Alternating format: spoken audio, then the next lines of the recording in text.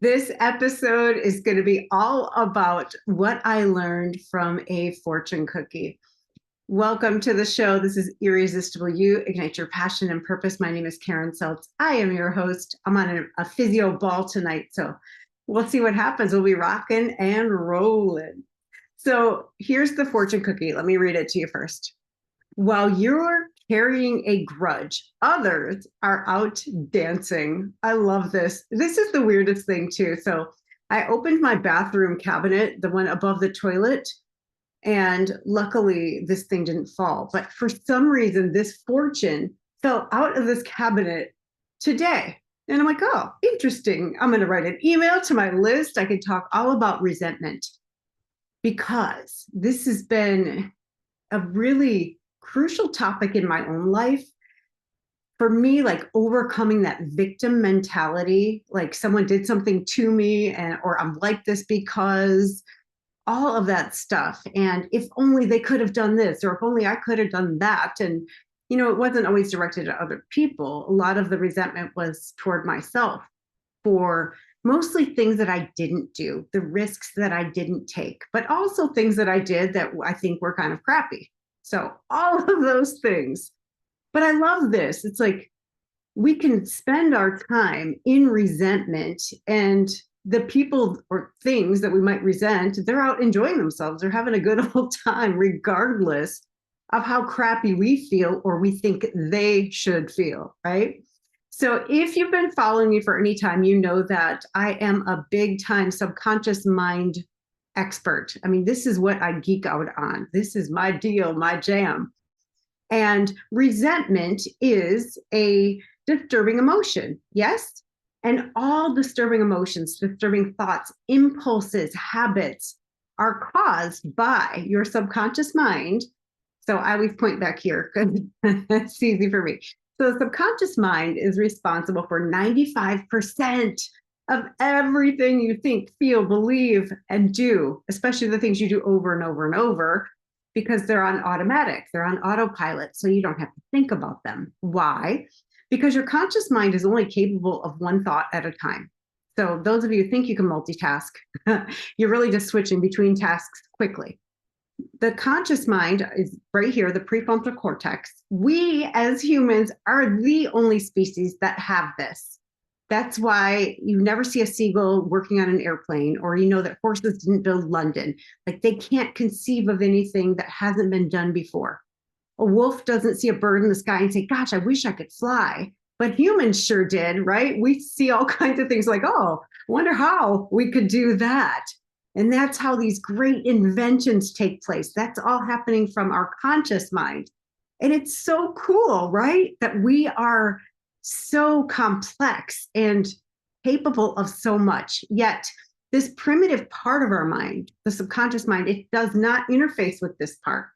And it is prone to dysfunction. So it's kind of like having one of those, you remember the first computers, they took up like entire storage rooms. They were massive and they took so much energy. It's kind of like that with like a modern day processor. It's like they don't speak the same language, same as those computers. You can't speak to them the same way. You can't program them the same way because they don't understand the same language. So that's what we're dealing with. So let's go back to resentment or any disturbing emotion, thought, sensation in the body, impulse, or even habit. Those are coming from your subconscious mind because the subconscious mind wants you to take an action. Here's the fun part. So there's several different parts to this. I'm going to break it down. It's been a while since I've done that. You missed me, right? So let's break it down. It wants you to take an action when? Well, what were you thinking about? When you're resentful, what are you thinking about? Right now? No, you're thinking about something that happened in the past or didn't happen in the past. So your subconscious mind wants you to take an action in the past. It wants you to take an action to prevent yourself from getting hurt or getting dead sometime in the past for any sensation, emotion, thought that's disturbing. If it's in the past, right, there's nothing to be done about it. Now, of course, if you are somewhere and you put your hand on the hot stove, you will feel pain That's in the present moment. That is functional, right? You feel pain, so you take your hand off so it doesn't hurt you badly or kill you. That is how it's designed to function. The dysfunction is the subconscious mind only thinks in the present tense. So when you think about something that you wish you would have done, number one, it thinks it's possible for you to have to do it differently. Number two, it thinks it's happening right now and that you can take an action. You can do something differently. So you can't, right? You can't possibly go back unless you have a time machine and change something that happened. So the disturbing feeling is a very normal physiological response, but it's dysfunctional. Why? Because there's nothing to be done because it's already over.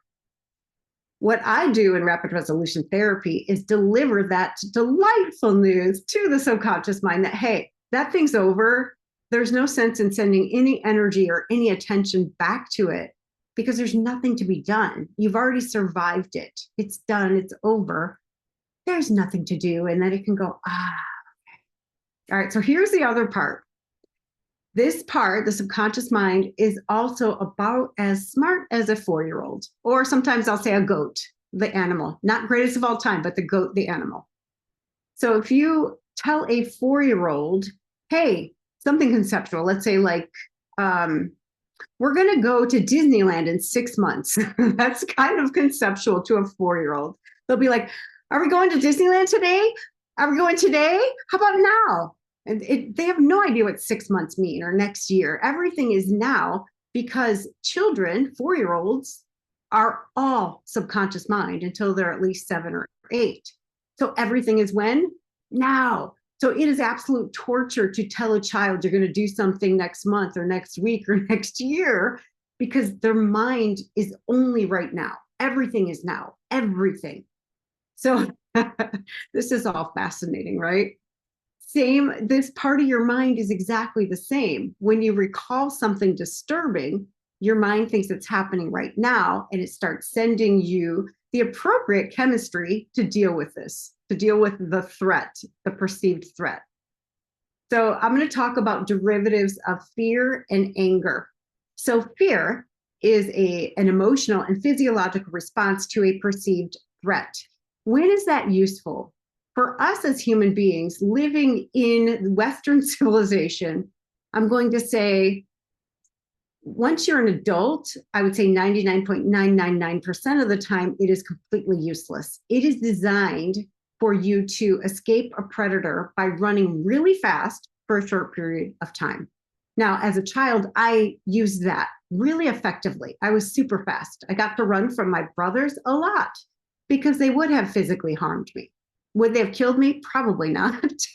But here's the other part. The subconscious mind does not know the difference between someone who's going to hurt you, kill you, or even judge you, right? It's all the same. Like if somebody rejects you, you ask a girl out and she says no, your subconscious mind registers that the same as a lion's chasing you. The same amount of fear, the same amount of chemistry will take place.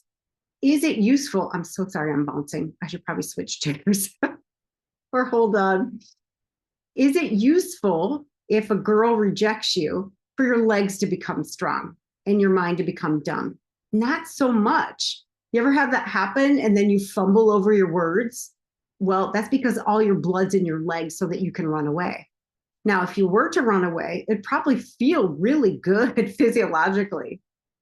A lot of times we experience fear as painful, as disturbing. Do you think zebra, as she's running away from a lion, feels bad? No, it feels really good to have that extra strength in her legs so she can run fast, right? She's very focused and motivated to escape. In us, because we don't run away, that chemistry creates like this loop, right? We have this disturbing emotion. We have this extra strength in our legs that we perceive oftentimes as weakness. Oh, it got weak in the knees, right? You hear things like that. I'm talking so fast. I'm so excited about this. So resentment, the same thing. When you think about something you wish would have happened, your subconscious mind, when does it think?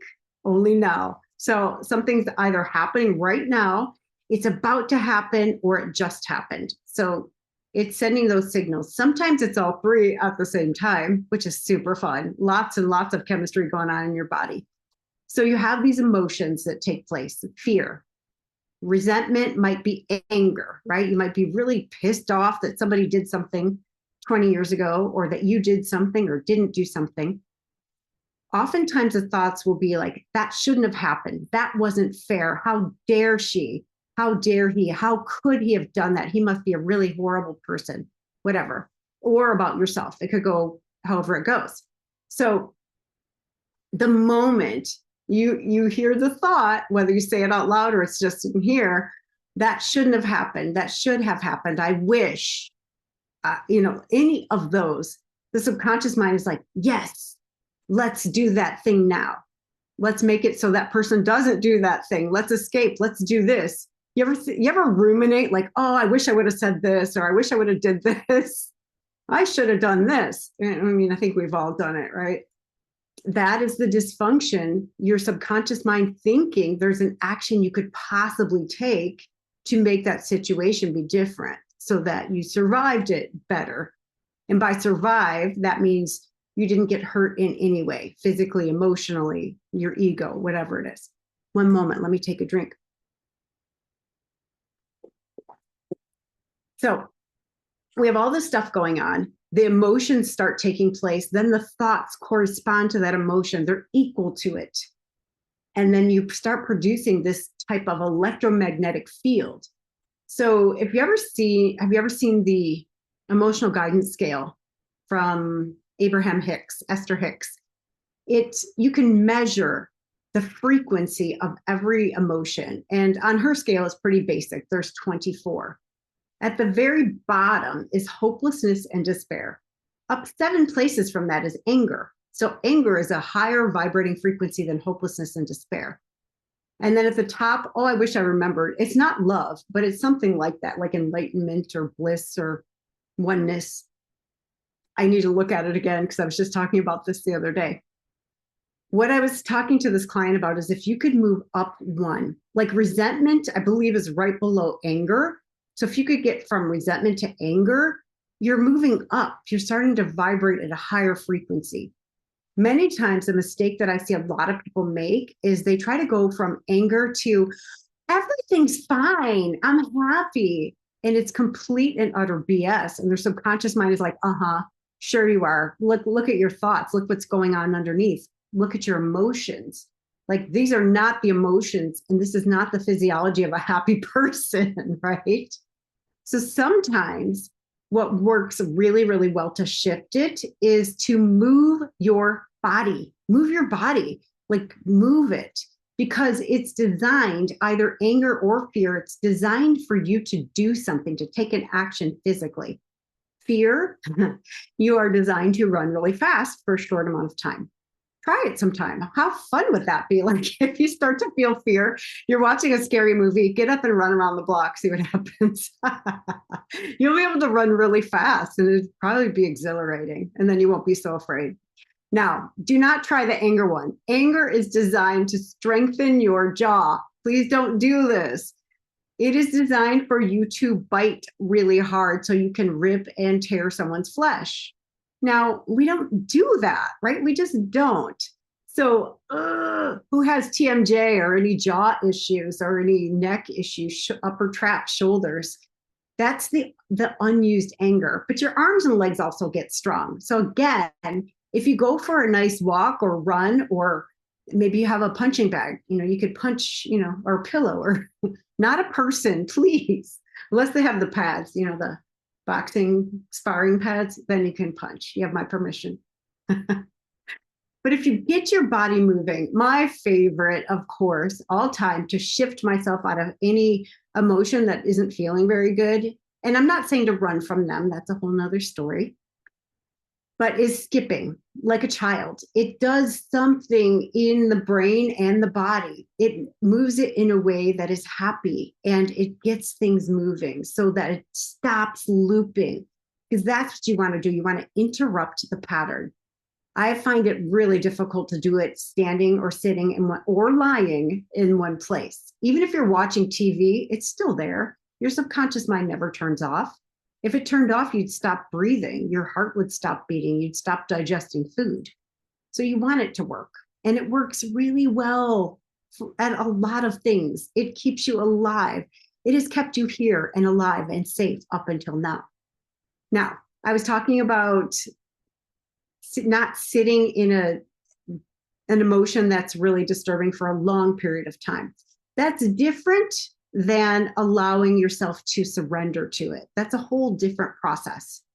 What I'm talking about, the people that are constantly angry or resentful or complaining, it's like an addiction. Your brain creates chemistry and it's addictive. That adrenaline, that being right, is highly addictive.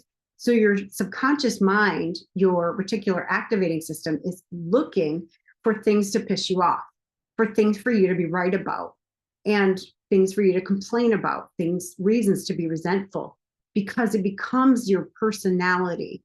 And I know that most people that are in that situation would say they don't like it. They'd rather be a different way, but they can't help it. It's stuck data in their minds, and the pattern is so deeply ingrained that when they try to break it, it feels so foreign that the subconscious mind thinks that you're going to die.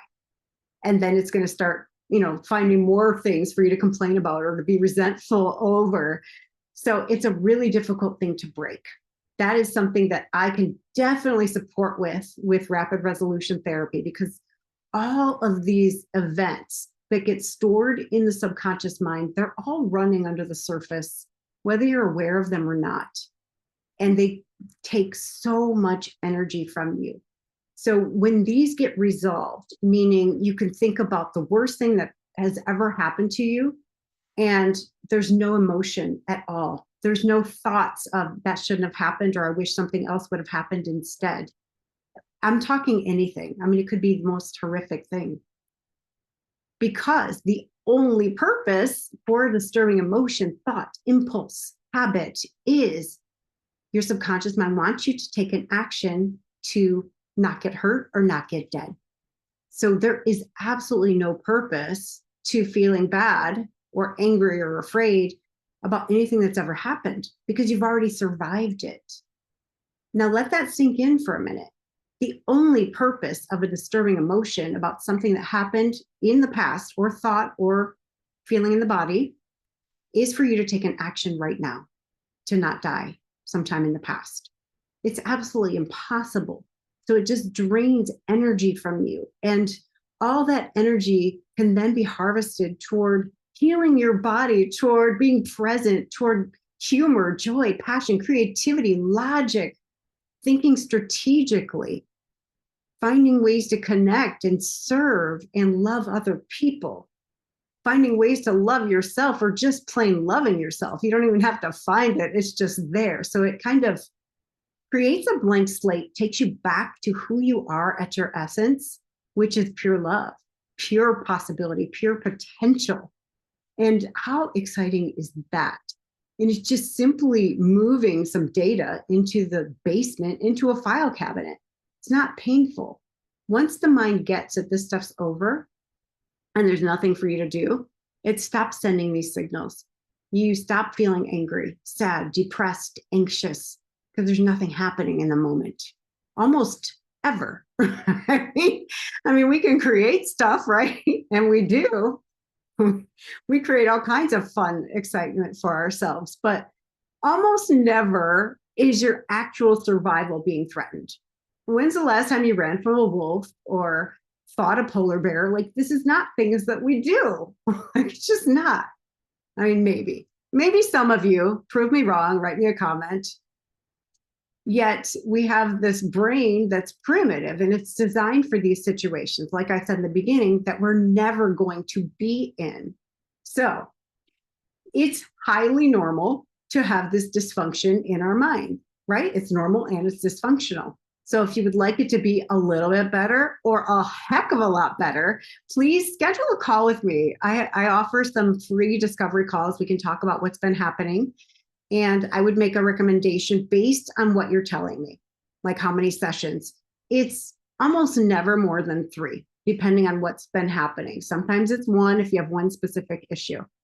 Usually I'll say, please give me 3, because I really want to do a thorough job. And I am committed out of my mind to transform things for you. And one of the things that's different about rapid resolution therapy facilitators is we are responsible for creating a shift for you.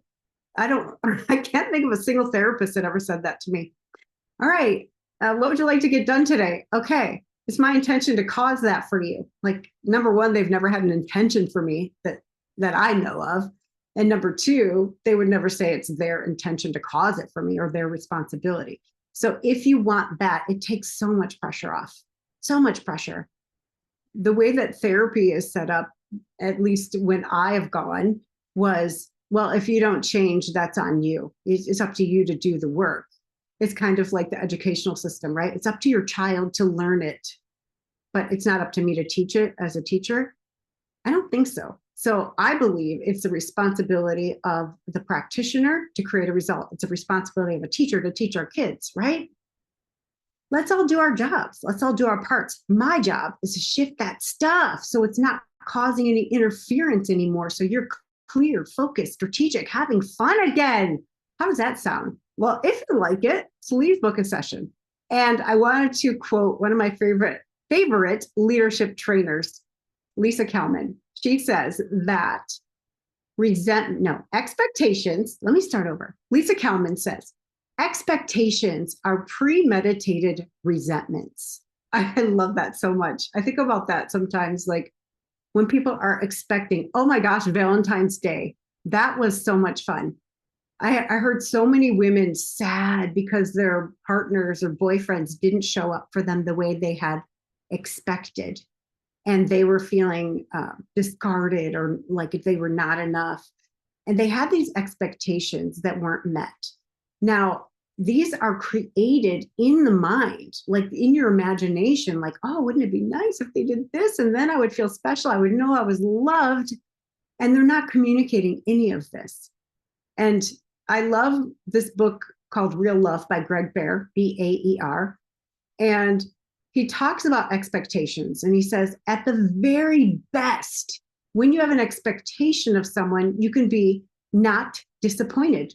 Oh, I expected you to do that. I expected you to spend like $500 on gifts for me for Valentine's, and you did it. Thank you. Like, you're not even grateful because you expected it. But if you just expect, even decency, expect people to honor their word, you're setting yourself up for disappointment, right? So when people show up and you don't have expectations, you're always delighted. You're like, oh my gosh, that's amazing. And it's so much fun to live that way, like constantly amazed and delighted. Don't you think? So try it on. Just catch yourself. Start noticing where you have expectations, even of yourself. Like, I expect myself to be perfect, or I expect myself to not eat sugar or not swear. I'm not talking about me, because those are never expectations I would have of myself, if you know me. I like my vices: sugar, swearing, popcorn, my favorite vices. So just notice when you're in a relationship or at work or you have employees, what your expectations are. Just notice. And are you voicing those? If you're at work, it's different, right? You can voice those. If you're in a relationship, please voice those. This is what I would like. And people get to show up. They get to choose. So if they don't do the things you would like, it's just information. It doesn't mean anything about you. I would say have a conversation, see what happens. Have some fun with it. Have some fun. Let's go out and be the ones dancing. Let other people have the resentment until they're ready to shift it. Then they can come to me. So thank you so much for watching Irresistible You, Ignite Your Passion and Purpose. I'm Karen Seltz. Have a very blessed week. I'll see you right here next week. Mwah.